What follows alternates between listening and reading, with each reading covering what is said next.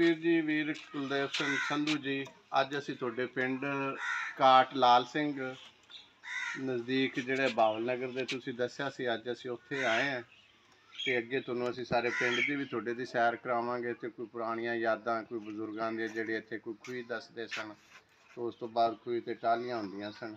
ਲੇਕਿਨ ਉਹ ਸਾਰਾ ਕੁਛ ਹੀ ਬਦਲ ਗਿਆ, ਪੁਰਾਣੀ ਨਿਸ਼ਾਨੀ ਤੇ ਕੋਈ नहीं रही। लेकिन मजीद अगे वीडियो कोशिश करने तुहानू विखाई जी वीरो। ये काट लाल सिंह दी वो जगह है, तारीखी जगह जिथे इत्थों के बजुर्ग दसते हैं भी ये सरदार बचन जी का इसे गली च सामने जिहड़ा दरवाज़ा नज़र आ रहा है, इत्थे इन्हां दा घर हुंदा सी ते घर दे सामने पानी वाली खूही हुंदी सी, जिहड़ी तुहानू इत्थे जगह नज़र आ रही है सामने। ते उत्ते उहदे टालियां दे दरख्त हुंदे सी।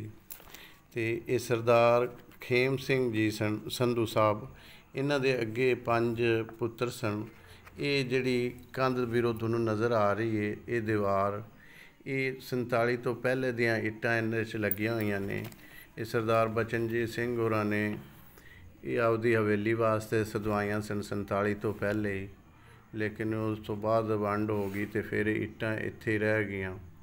तो लोगों ने फिर आपो आपदे जिवें जिसने चुकियां तो आपदे आपदे जगह ते ला लियां। तो सरदार खेम सिंह संधू जी दे 5 पुत्र सन। सरदार बचन सिंह जी सन, ये नंबरदार भी सन ते सूबेदार भी सन उस टाइम ब्रिटिश आर्मी दे। ते इन्हां दा छोटा भाई दुल्ला सिंह जी ये भी सूबेदार सन। ते दूसरा इन्हां ने दोवां भाइयों ने पहली ब्रिटिश वार लड़ी सी जिहड़ी।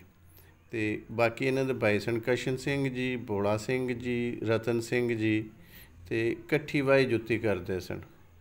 ते इलाके दे उस टाइम ये सब तो वड्डे जिमीदार सन। 12 एकड़ सी ते इन्हां दा रकबा 1200 एकड़ रकबा सी ते मिठा कूका भी इन्हां दा ही रकबा पैंदा सी।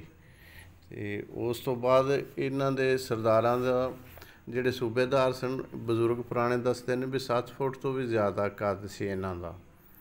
ते वीरो ये दूसरा इत्थों फिर इन्हां दा काफला जदों तकरीबन 47 च जदों वंड होई है तो बजुर्ग दसते हैं भी 3-4 बजे इत्थों निकले सी 5 गड्डियां दा काफला लैके।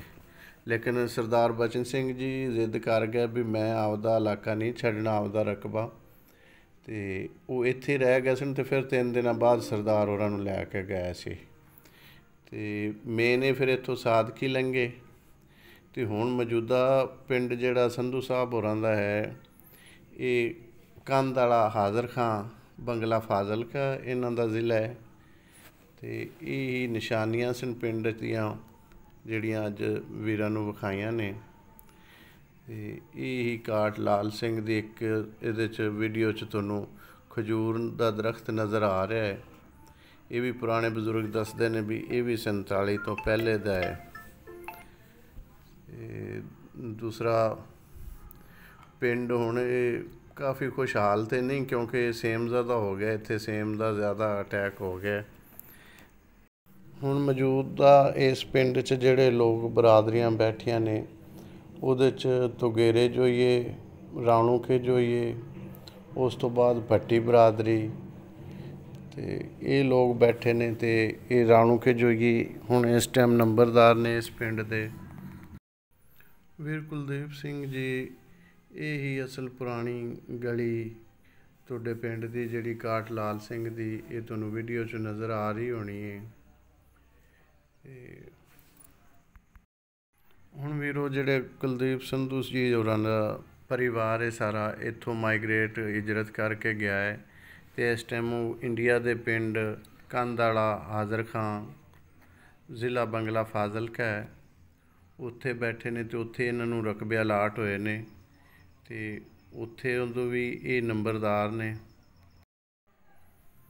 ये इत्थे अगे जाके कोई थोड़ियां जिहियां वो दीवारां उस वक्त दियां बजुर्ग बचन सिंह जी होरां दे वेले दियां, ये तुहानू दीवार जिहड़ी नज़र आ रही है, ये बहुत पुरानी दीवार है। ये भी 47 तो पहलां दी है। तो इत्थे भी पुराना पिंड ही सी। ये कोई वो सेम उही दीवार खड़ी है। तो इत्थे भी कोई बिल्डिंग हुंदी सी जिथे तुहानू हुण बुच्चड़ जे नज़र आ रहे ने।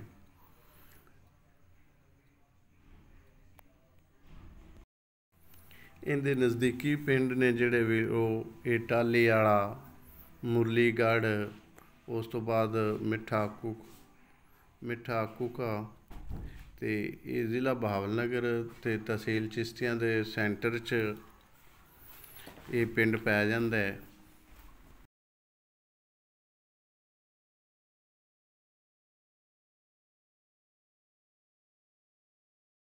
ਵੀਰ ਸੰਧੂ ਸਾਹਿਬ ਜੀ, ਅਸੀਂ ਹੁਣ ਤੁਹਾਡੇ ਪਿੰਡ ਪਹੁੰਚੇ ਬੈਠੇ ਹਾਂ ਤੇ ਉੱਥੋਂ ਦੇ ਕੋਈ ਸਾਡੇ ਦੋਸਤ ਬੈਠੇ ਨੇ ਤੇ ਅਸੀਂ ਇਹਨਾਂ ਤੋਂ, ਹਾਂਜੀ ਬਾਈ ਜੀ ਕਿਹੜਾ ਪਿੰਡ ਹੈ ਜੀ? ਕਾਠ ਲਾਲ ਸਿੰਘ ਕਾਠ ਲਾਲ ਸਿੰਘ, ਮੌਜ਼ਾ ਫਲਕਸ਼ੇਰ ਚਿਸ਼ਤੀ, ਮੌਜ਼ਾ ਫਲਕਸ਼ੇਰ ਚਿਸ਼ਤੀ। ਅੱਛਾ, ਜ਼ਿਲ੍ਹਾ ਬਹਾਵਲਨਗਰ। ਤੇ ਇਹਦੇ ਨੇੜੇ ਤੇੜੇ ਹੋਰ ਕਿਹੜੇ ਪਿੰਡ ਨੇ ਆਸੇ ਪਾਸੇ? ਚੱਕ ਟਾਹਲੀ ਵਾਲਾ ਜੀ। ਜੀ ਜੀ, ਮਗਰਬ ਸਾਈਡ ਸ਼ਰਫਦੀਨ ਚਿਸ਼ਤੀ ਤਖਤ ਮਲ ਸਾਈਡ ਤੇ ਵੱਜਦਾ ਹੈ ਜੀ। ਸਹੀ ਸਹੀ। ਚੱਕ ਸਰਕਲ ਚੱਕ ਜੈਤੋ, ਚੱਕ ਮੁਰਲੀਗੜ੍ਹ ਜੀ। ਸਹੀ ਸਹੀ। ਤੇ ਹੁਣ ਜਦੀਦ ਦੌਰ ਬਣ ਗਿਆ ਮੋਲ ਚੌਕ, ਕਰਮਾ ਵਾਲਾ ਟਿੱਬਾ ਸਾਡੇ ਤੋਂ 5 ਕਿਲੋਮੀਟਰ ਹੈ, ਕਾਠ ਲਾਲ ਸਿੰਘ ਤੋਂ ਜਨੂਬ ਸਾਈਡ ਤੇ। ਸਹੀ ਸਹੀ। ਤੇ ਇੱਥੇ 47 ਤੋਂ ਪਹਿਲੇ ਕੋਈ ਸਿੱਖ ਸਰਦਾਰਾਂ ਦੇ ਪਿੰਡ ਸੀ ਜੀ? ਇਹ ਤਾਂ ਅੱਜ ਪੂਰਾ ਪਿੰਡ ਸਿੱਖਾਂ ਦਾ ਸੀ, ਲੇਕਿਨ ਮੁਸਲਮਾਨ ਆਬਾਦ ਹੋਏ ਨੇ, ਸਿੱਖ ਚਲੇ ਗਏ, ਅਸਲ ਮੁਸਲਮਾਨ ਆ ਗਏ। ਹਾਂਜੀ, 47 ਤੋਂ ਬਾਅਦ ਸਾਡੇ ਬਾਪ ਦਾਦਾ ਇੱਥੇ ਆ ਕੇ ਬੈਠੇ ਨੇ, ਉਦੋਂ ਪਹਿਲੇ ਖਾਲੀ ਹੋ ਚੁੱਕਿਆ ਸੀ ਚੱਕ।